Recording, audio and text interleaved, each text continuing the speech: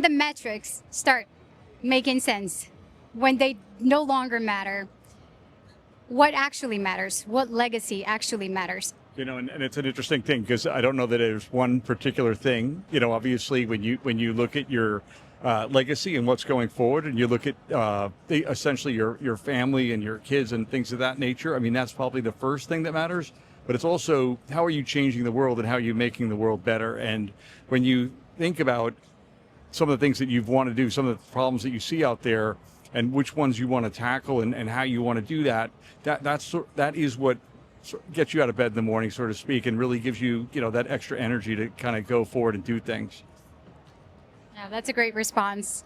So, what's legacy to you? I know you kind of answered pretty well right now, but my question is, what's legacy to you? What legacy do you want to leave behind? To the younger generation as you move forward.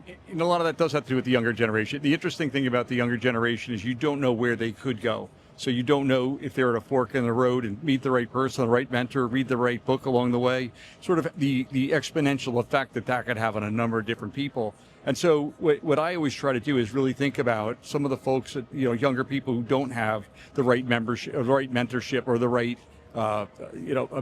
sort of knowledge, or what it might be, sort of books or whatever it is that they might be able to use that sort of can get them that next generation. And so, or that to that fork in the road where they're going to make the right decision. And so that's the biggest passion that I have, is really helping those individuals, children, basically, or kids, in terms of trying to educate them.